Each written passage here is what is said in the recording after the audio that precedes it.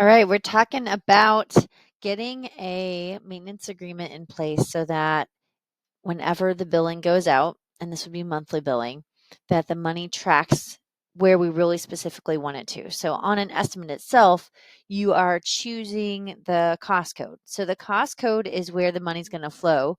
When that invoice is created and it gets pushed over to your accounting, the money's going to follow the cost code. And on this particular example, we have two different services and they are going to two different cost codes.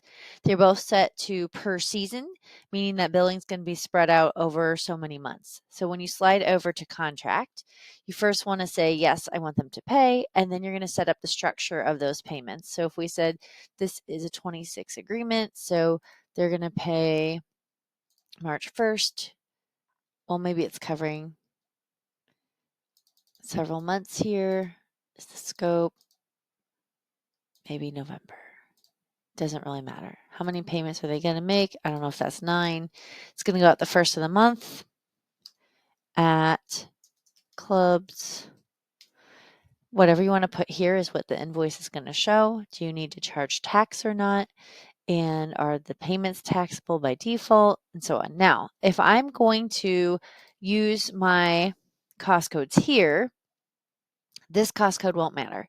This cost code is going to work for the simple method. So notice I've got FERT and A&O.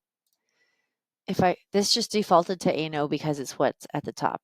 Let me put holiday here because that's going to stand out for us. So when you do calculate by simple, everything's going to go to holiday. When I say calculate by cost code, it is going to look at not what's here, but what's over in your services and pricing and run from the cost codes that are here.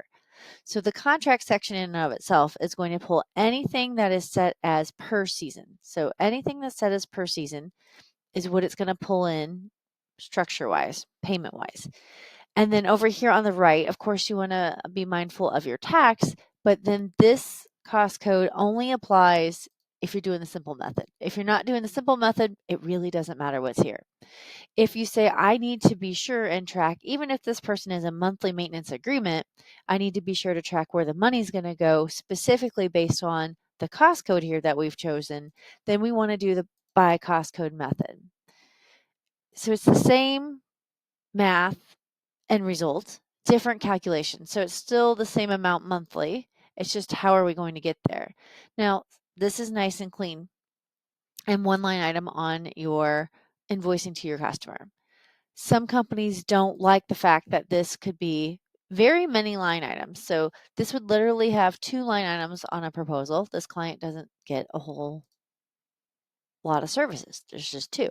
But if your client got 10 services, 10 different cost codes, if they were different cost codes, then you would have 10 different line items here. And there's potential, depending on where you're at in your tax settings, you could even have 20 if some of those things are taxed and some are not taxed. So it's a matter of balancing the look and feel of your invoices with what you need to know. Because if you need to know this money separately, then you have to do by cost code. There's no way around it. If you need to track the income separately, then you have to have it separated out to know how much money goes to each cost code or each type of service that you do. If you say, I just want to know my monthly maintenance, then you can do the simple. But those are our options. The by cost code method is the one that you really have to use if you want the money to go to those separate buckets.